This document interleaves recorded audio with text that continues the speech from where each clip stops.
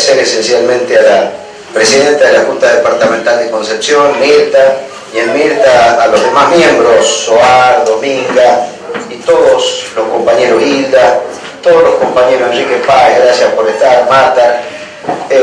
Esto creo que es esencialmente lo que necesita una Junta Departamental. Una Junta Departamental es un centro de acción, pero fundamentalmente es un núcleo de pensamiento. Entonces, el núcleo de pensamiento debe tener como esencia fundamental la reflexión. Y la reflexión parte a partir del conocimiento.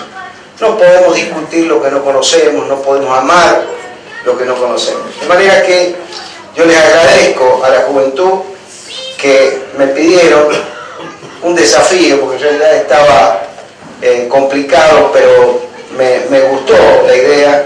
Creo que esto es lo que debemos permanentemente hacer, discutir, replantearnos, y yo quiero con ustedes presentar una mirada de este hecho nefasto, yo diría el hecho más nefasto de la historia argentina contemporánea. Y quería reflexionar con ustedes y a partir de allí luego someterme al debate, porque seguramente habrán otras miradas para que las cotejemos y para que con la compulsa crezcamos juntos. Si ustedes me permiten, vamos a comenzar. Como ustedes saben, acá se ha dado muy bien el título de esta charla, Jornada de Reflexión sobre la Memoria, la Verdad y la Justicia. Un autor hablaba cuando hablamos de memoria, verdad y justicia, que es un poco reparar desde la teoría la retórica histórica, ¿no? Porque la memoria, la verdad y la justicia fueron los pilares establecidos por un decreto nacional que establece como Día Nacional de la Memoria, la Verdad y la Justicia, Memoria por la Verdad y la Justicia, día 24 de marzo, todos los 24 de marzo. ¿Y por qué? El 24 de marzo fue una bisagra esencial en la historia argentina. Yo decía recién, la parte más oscura de nuestra historia, donde se genera una violencia desmedida. Pero siempre los acontecimientos históricos no pueden analizarse aisladamente. La historia no es un pedazo de blog o de torta que se extrae independientemente del resto. La historia va concatenada con una cantidad importante de hechos que influyen, y sobre todo en política, que nada ocurre por casualidad, todo es causalidad. Entonces yo voy a hacer con ustedes unas pequeñas reflexiones. ¿Qué es la violencia política? Cuando entendemos por violencia política es aquella agresión hacia nuestras instituciones, fundamentalmente las instituciones políticas que representan al pueblo. Y no es esta la primera violencia. Y quiero con ustedes analizar los objetivos del denominado proceso de reorganización nacional. Quiero analizar con ustedes los actores del proceso de reorganización nacional. Vamos a tratar de ir lo más rápido posible. Yo entiendo que la verdadera violencia política se produce en la historia contemporánea el 16 de junio de 1955. Como ustedes saben, ese día se produjo una masacre. Aviones de la Armada Argentina bombardearon la Plaza de Mayo. Aviones de la Armada Argentina bombardearon la Plaza de Mayo, estando vigente un proceso democrático, legítimo, gobernaba el país el general Juan Domingo Perón. Y los marines bombardearon la Plaza de Mayo, como les digo, 350 muertos, 800 heridos. Ese es un hecho de violencia institucional que se da contra la política, pero contra un sector esencial de la política. Luego de esto, luego de producido esto, también cabe recordar que los autores de este hecho fueron marines que habían iniciado un golpe en el año 51, fueron arrestados por el general Perón y luego indultados. Estos mismos son los que se alzan en el 54 y bombardean la Plaza de Mayo. Después de esto tenemos la llamada Revolución Libertadora del año 1955 y el hecho de violencia yo lo veo en el decreto 4161 que establece con total crueldad una violencia a la participación democrática, una violencia política. Ese decreto prohibía la actividad de los partidos políticos, prohibía esencialmente el justicialismo, prohibía nombrar a Perón, prohibía cantar la marcha peronista, exhibir los símbolos partidarios, prohibía la actividad sindical, de alguna manera dejaba sin efecto la vigencia de la constitución más progresista en ese momento del mundo, que es la constitución del año 1949. A más de esto se producen los hechos que son de todos conocidos y que me gustaría algún día que nos juntáramos también a debatir este hecho, que es lo que pasó con el cadáver de Evita. Esto ya va más allá de la vida, es decir, secuestrar un cadáver embalsamado, esconderlo, llevarlo a los distintos lugares para que los compañeros no hicieran la peregrinación constante y luego llevarlo a Italia y enterrarlo con un nombre falso, eso también es violencia política. Después de esto tenemos en el año 56 los fusilamientos que se dieron a 28 compañeros en lo que se dio en llamar en un libro de Rodolfo Walsh la Operación Masacre, donde muere el general Valle. Es un tema también que debemos debatir los justicialistas, que hemos sido víctimas de todos estos procesos de violencia política. Y nos debemos preguntar por qué, cuál es la razón. Ahora la vamos por lo menos a encontrar juntos. Después de esto, después del año 1955, asume, como ustedes saben, el general Leonardi, que establece esta posverdad que dice ni vencedores ni vencidos. Inmediatamente se producen todos estos hechos que acabo de mencionar y asume luego el general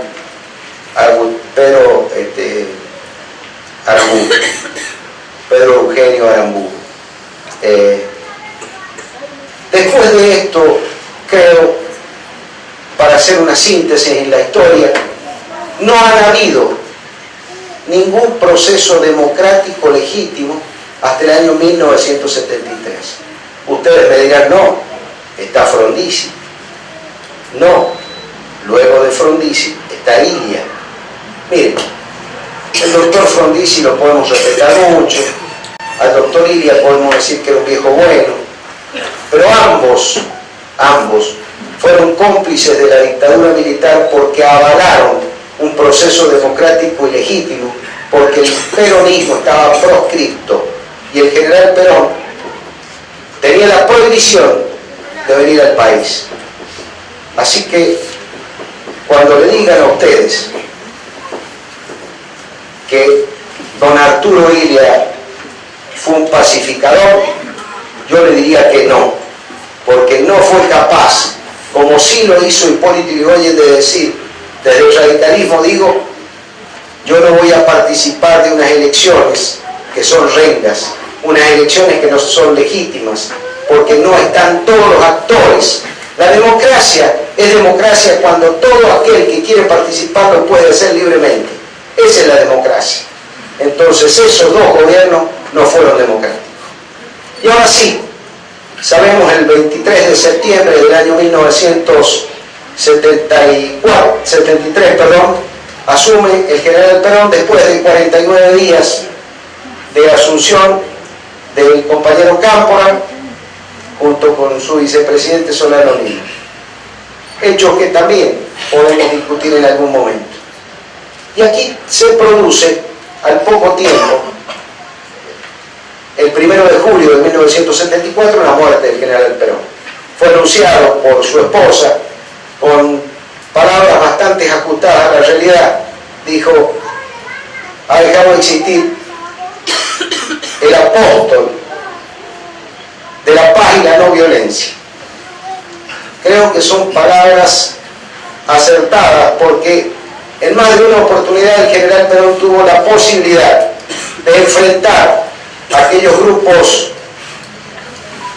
que lo violentaban desde los golpes de Estado con armas. Incluso, ustedes saben, en el 55 los mismos trabajadores pedían armas, a lo que él se opuso.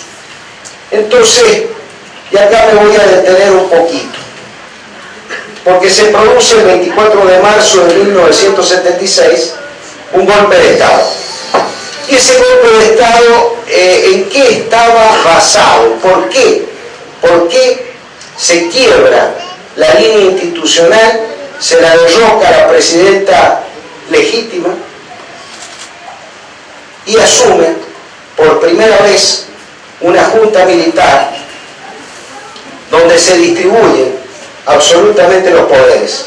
Se disuelve el Congreso, se pide la renuncia a todos los miembros de la Corte, se interviene en todas las provincias, se interviene en las legislaturas, se prohíbe la actividad sindical, gremial, etcétera, etcétera. Pero lo que quiero decir es esto: me voy a detener en un hecho puntual. Al producirse las exequias del general Juan Domingo Perón, acompañado por supuesto por el pueblo, el 1 de julio, uno de los oradores fue Ricardo Alfonsín. Ricardo Alfonsín dio un discurso que ha sido aplaudido en varias oportunidades por una de las palabras o una de las frases que quedó siempre en nuestros oídos cuando decía: un adversario despide un amigo. Pero nos olvidamos de la última parte del discurso del doctor Balbín, cuando dice: señora Presidenta, en nombre de la Unión Cívica Radical y de todos los partidos políticos aquí presentes, frente al presidente muerto, nos comprometemos, palabras textuales, nos comprometemos a respaldar, a estar al lado suyo, para defender la institucionalidad que usted representa. Balbín y todos los partidos políticos, no sé dónde estuvieron el 24 de marzo de 1976.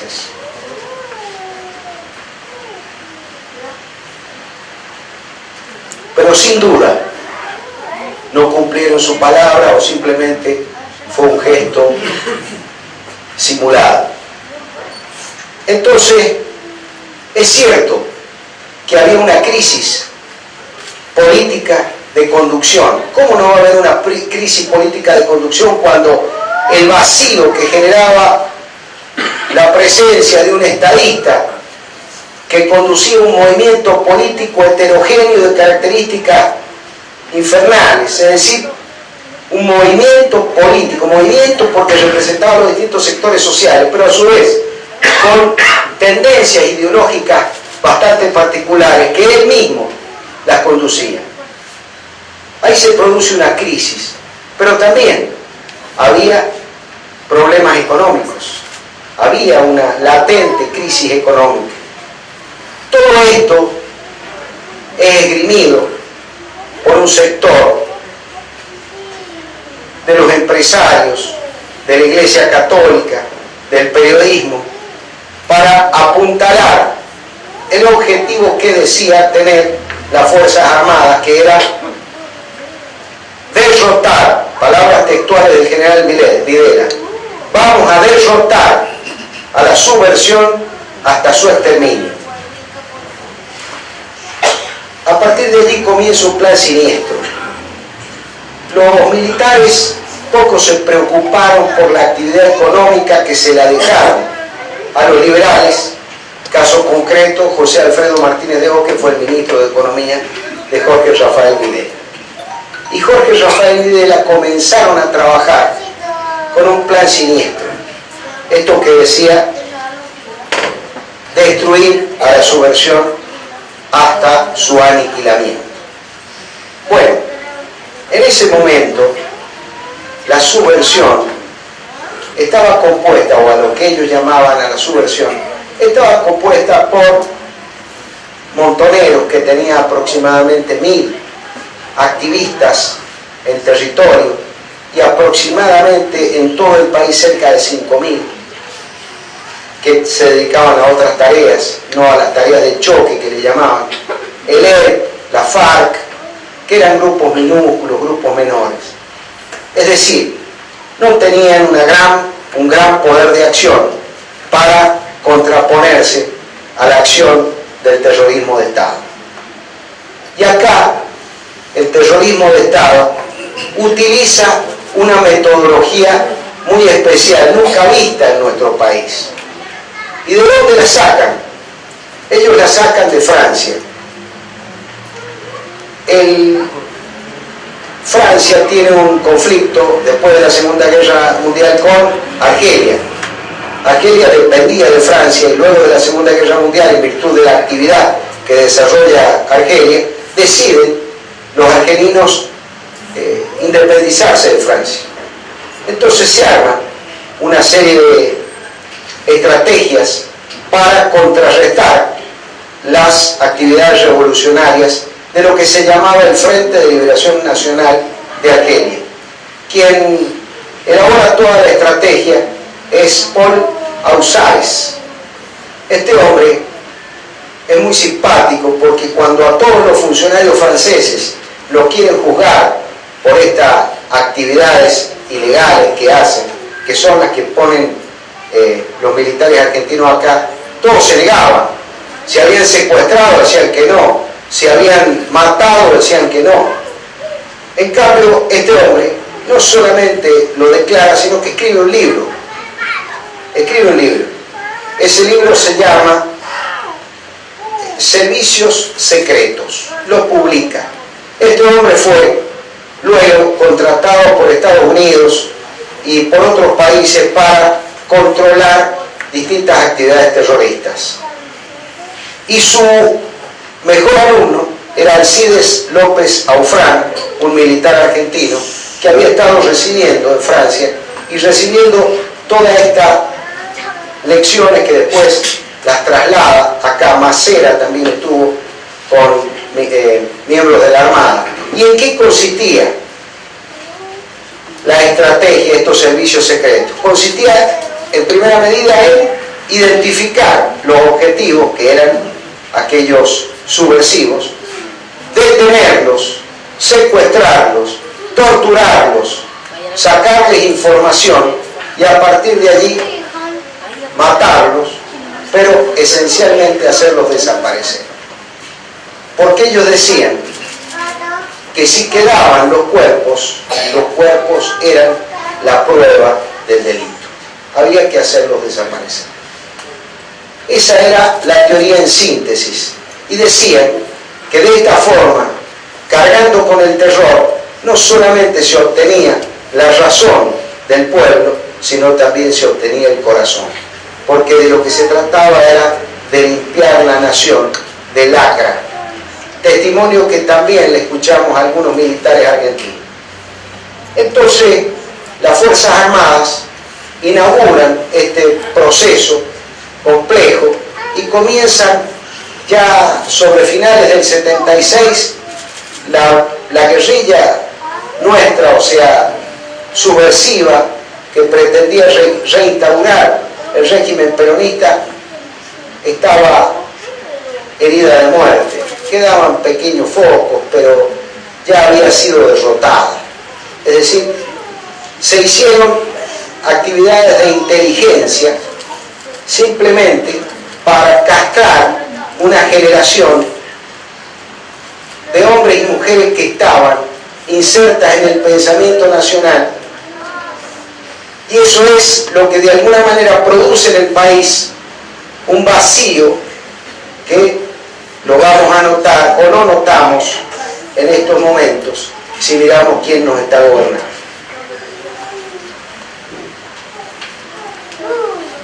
Entonces, ¿cuál es la causa por la que se produce el golpe del 76? Si la subversión podía resolverse de alguna manera, los problemas económicos y políticos con la intervención de los partidos políticos, con aquel compromiso que asume Balbín, se hubiese solucionado. Acá hay una realidad. El golpe se hace fundamentalmente por lo que Paul Baratión llama empate táctico. El empate táctico se refiere a que cuando los medios hegemónicos económicos no pueden hacer que coincidan sus intereses económicos con lo que la sociedad quiere desde lo político.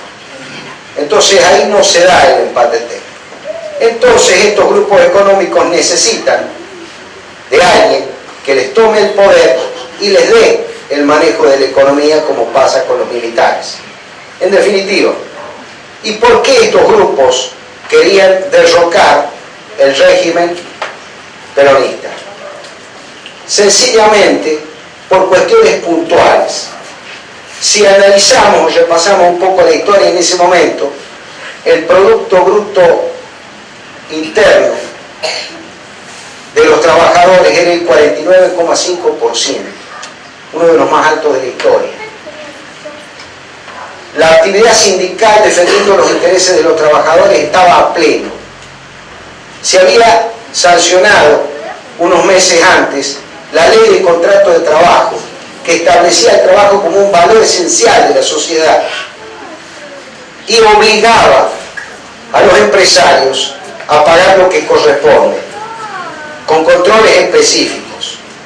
Había un proteccionismo de Estado que le permitía a la industria nacional crecer progresivamente.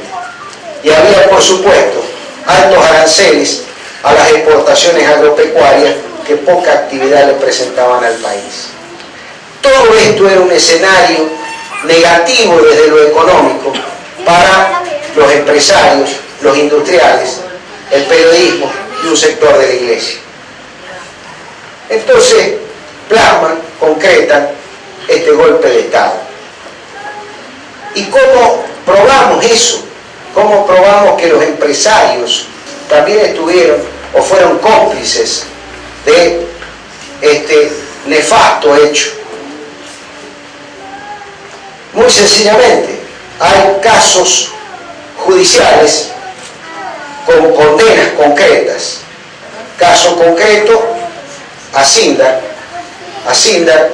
una empresa que pertenecía a José Alfredo Martínez de Oz, y da la particularidad que Alcides López Aufrán, este hombre que era el mejor alumno de los franceses, logra la síntesis entre el terrorismo militar y la complicidad económica de los empresarios, porque él tenía participación en los centros clandestinos de detención, pero a su vez fue nombrado director de Hacienda desde el 76 hasta el 90 y pico. Y fíjense ustedes, vivió hasta los 93 años y nadie lo molestó para preguntarle nada. Es el único caso de los militares, es para pensarlo. Alcides López Aufrán. Pero hay otros casos. En el caso de Hacienda, muchos empleados, dirigentes gremiales, inmediatamente después de producido el golpe fueron, sobre todo la dirigencia sindical fue despedida. Muchos de ellos secuestrados. El caso también emblemático es el de Ford. Ford de General Pacheco. Ford de General Pacheco estaba Catanzaro, un empleado de 26 años que era dirigente sindical, venía en la mañana a trabajar a la fábrica y, como se había producido ese día el golpe de Estado, lo secuestran en la misma empresa Ford, lo torturan, lo ponen detenido durante casi un año y pico y después lo largan. A otro, Posoto, otro de los empleados, le hacen lo mismo, lo secuestran, lo tienen detenido y le mandan un telegrama a la casa diciéndole que si no se presenta en 48 horas queda despedido, y lo tenían secuestrado en la Ford. Hoy Miller, que es uno de los directivos, o fue uno de los directivos de la Ford de ese momento, tiene cerca de 80 años, está siendo juzgado por ese hecho, y nos cuenta Catanzaro con alegría, dice que él nunca pensaba que iba a ocurrir esto, es decir, que se iba a dar la justicia. Otro de los casos concretos es el del diario Provincia de Bahía Blanca, que era de alguna manera el gestor, el guionista del proceso de reorganización nacional, y organizaba torturas, organizaba secuestros. También está siendo juzgado.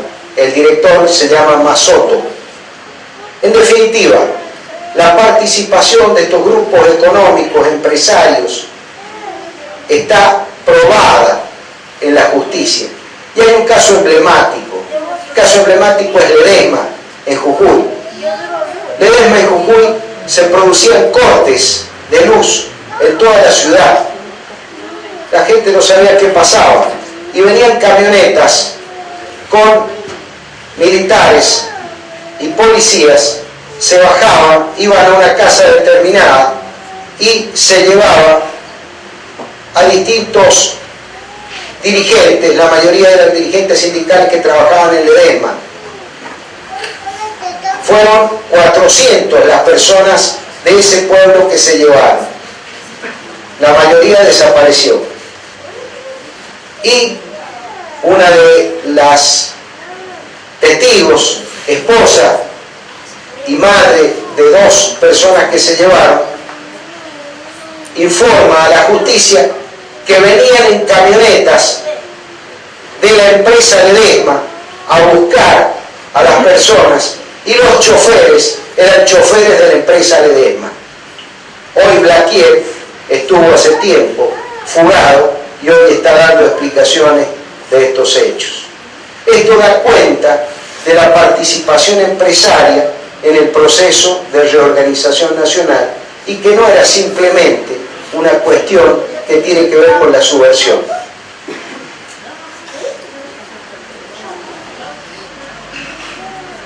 Ahora sí, pasamos a un capítulo bastante duro de esto. Habían internas en las Fuerzas Armadas. Jorge Rafael Videla fue designado presidente por la Junta Militar, y después del 78, que fue el Mundial de Fútbol, él se arrogaba la popularidad de ese evento. Y ahí había cierta popularidad, es decir, la gente adhería al triunfo, pero no al gobierno. Y aquí es donde se confunde Videla. Y después de esto, Martínez de Hoz saca la tablita, porque Martínez de Hoz tenía un concepto liberal. ¿Qué hizo Martínez de Hoz apenas asumió el gobierno? Inmediatamente congeló los salarios, estableció el no control de precios, achicó absolutamente toda la actividad del Estado en cuanto a actividad proteccionista, porque él tenía una frase. Él decía: achicar el Estado es agrandar la nación. Esa era una frase del siglo XVIII, pero él lo repetía ahora en la Argentina contemporánea. Y bueno, producto de esta situación asume Viola, y Viola pone ministro de Economía a Lorenzo Sigó. Ustedes se van a acordar, Sigó decía: el que apuesta al dólar pierde. Bueno, perdió él, sin duda. Acá se da un hecho también puntual antes de la asunción de de hoy. Porque los militares fueron nefastos. Lo que dejaron a la Argentina nos va a costar años, como hoy recién venimos a evaluar.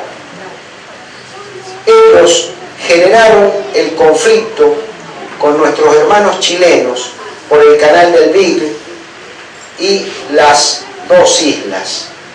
Pero generaron el conflicto para desviar la atención, para que nosotros, por un espíritu de patriotismo y defensa del territorio, empezábamos a imaginar una guerra con Chile y nos despreocupábamos de los problemas cotidianos. Este fue el verdadero sentido de Jorge Rafael Videla, que afortunadamente con el laudo arbitral del Papa Juan Pablo II se queda de alguna manera frustrado esa guerra, que los chilenos, por tratarse también de una dictadura terrorífica como la nuestra, estaba con la misma metodología. Lo que pasa es que Chile estaba más atrasada. Chile todavía estaba con la violencia sangrienta de cara a que la gente la vea. ¿Y qué hacían? Masacraban a la gente en los estadios de fútbol. Entonces también sembraban el terror, pero de otra manera. Acá, con estos centros clandestinos de detención, se producía lo siguiente. Videla, en una expresión muy auténtica, dice que esto también proviene de la doctrina francesa: los desaparecidos no están. Los desaparecidos no tienen entidad, no existen. Entonces, ¿qué vamos a hacer con ellos? Esta era la frase. Todavía la pueden ver en algún video con esta reflexión. El problema era que tenían muchos muertos. Como dice una autora, ¿qué me falta para terminar la tesis? Estaba haciendo una tesis de psicología. Me faltan 30.000 palabras, decía.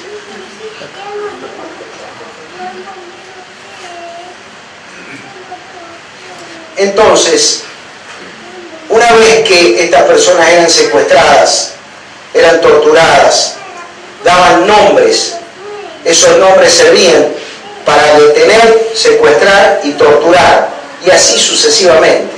Habían entre 500 y 600 centros clandestinos de detención. Algunos de ellos estaban, el más importante, la ESMA, la Escuela de Mecánica de la Armada. Habían un montón en el Ejército, en la Aeronáutica, pero también habían en empresas privadas, como le acabo de decir, Sindar, Asindar, la Ford. Empresarios prestaban sus instalaciones para eso. ¿Y qué hacían una vez que los torturaban y una vez que los mataban? ¿Qué hacían? O antes de matarlos, se producía un hecho que era lo que ellos llamaban el vuelo de la muerte. Los drogaban, los subían a un avión y los lanzaban al mar. Entonces desaparecían. Y aquí se produce también uno de los dramas que muchas veces nosotros no merituamos. Son 30.000 desaparecidos. En la historia de las Madres de Plaza de Mayo, ellas dicen que cuando las veían decían: ya vienen estas locas. ¿Por qué no cuidaron a sus hijos antes y no tienen que venir ahora a preocuparse por ellos? Esa es una frase del general Camps. Estas mujeres, que habría que hacerles un homenaje, estas mujeres comenzaron a transitar haciendo pedidos individuales en la pirámide de la Plaza de Mayo, pero como estaba el decreto de ley marcial, no se podía hacer reuniones, entonces comenzaban a circular. Y en una oportunidad, 30 de septiembre, se hacía una marcha hasta la Virgen de la Merced. Ahí deciden ir todas, mezclarse y tratar de conseguir el apoyo masivo. Pero ¿cómo se identificaban? Decidieron ponerse en la cabeza un pañal.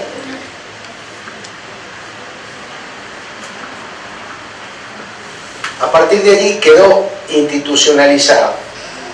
Y hay una frase que establece con fuerza y que se autodenominan ellas. Dice: nosotros fuimos paridas por nuestros hijos.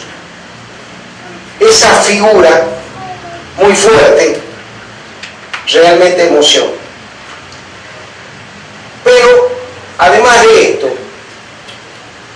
yo les decía qué nos dejó este proceso nefasto, negro en la historia argentina. A esas mujeres, a esas familias desgarradas que, como dice Freud, no pueden elaborar el duelo. Como ellas mismas dicen, o decían, todas las mañanas me levanto para esperarlo. No solamente eso, sino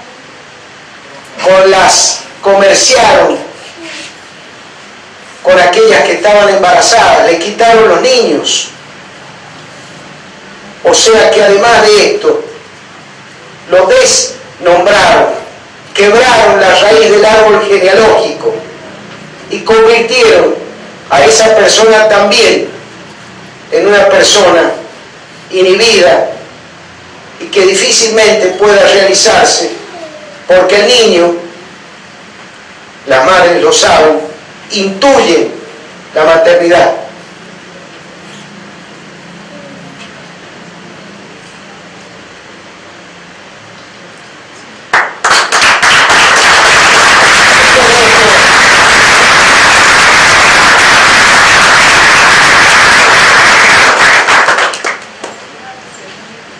Como decían, están estas mujeres con la constante, con la permanente presencia de la ausencia. Ese es el verdadero concepto. En definitiva, estas madres se juntaron, comenzaron a reclamar en los organismos internacionales y afortunadamente un periódico inglés fue el que tomó este reclamo, el Herald, y allí ellas podían manifestarse, explicaban sus cosas, llevaban su documentación. Es decir, en aquella época se podía leer la realidad argentina en inglés. Después de esto, cabe acotar un hecho puntual. La presidenta de las madres, Azucena Villaflor, era la presidenta de las madres de Plaza de Mayo y habían organizado puntualmente reuniones y habían conseguido que el diario Nación le sacara una solicitada. En esa solicitada iban a establecer los nombres de sus hijos desaparecidos y de sus nietos. Estaba todo acordado, habían hecho una colecta en todo el país y se reúnen finalmente para terminar los detalles en una iglesia. Y un tiempo antes había un infiltrado de la Armada, concretamente uno de los manos derechas del almirante Emilio Eduardo Macera, que tenía el apodo de Gustavo estaba un niño, y era el almirante Astiz. Este hombre se había hecho pasar por el hermano de un desaparecido y había conseguido la amistad de Azucena. Y Azucena le había dado datos, le había dado una serie de elementos para ellos ir elaborando las estrategias. ¿Y qué pasó? A la salida de la iglesia, de una reunión de la iglesia, la marcó. La marcó con el beso de la muerte. Estaban los servicios esperándola, y el almirante Astiz, cuando se va yendo, besa a una sola persona. Esa era la que iba a ser secuestrada. Todavía estamos esperando que aparezca. Pero además de eso, siguieron secuestrando personas y seguían secuestrando los hijos de las madres de Plaza de Mayo, porque les molestaba. Y ellas habían elaborado una estrategia. Cuando detenían algunas, porque ya estaban con miedo, andaban todas juntas, cuando detenían a una, se iban todas a la comisaría, al lugar donde estuviesen, y se ponían a gritar para que viniese la prensa, para que hubiese... Y así fue como se fue calmando, o por lo menos se fueron sosegando estos actos. Pero más de 12 madres desaparecieron. Es decir, este periodo nefasto de tortura, de desaparición, de muerte, de frustración de una generación con formación política que nos va a costar años recuperarla, se la debemos a este proceso de reorganización nacional, apoyado por un grupo de empresarios, un grupo de periodistas y también por un grupo de la Iglesia Católica. Y aquí vamos a analizar este hecho. No vamos a decir que la Iglesia Católica ha sido responsable de los hechos cometidos por las Fuerzas Armadas y sus cómplices. La institución no, pero sí había sectores de la Iglesia Católica que estaban comprometidos. Hay un cura que ya tiene condena a cadena perpetua y que era vicario castrense. Hay varios curas que además filosóficamente participaban de los ideales de las Fuerzas Armadas. Sin ir más lejos, el cardenal Baciotto decía: Santo Tomás permitía la muerte, estaba de acuerdo con la muerte. Si Santo Tomás permitía la muerte, las torturas es mucho menos que la muerte, entonces también estaba permitida. Ese es el razonamiento de un cardenal de la Iglesia. Otros decían, esto que yo les dije hace un momento, hace falta limpiar al país de la lacra. La lacra eran todos los que pensaban de manera diferente, todos aquellos que querían generar o continuar una revolución que venía transitando en el proceso argentino y que no se va a parar nunca.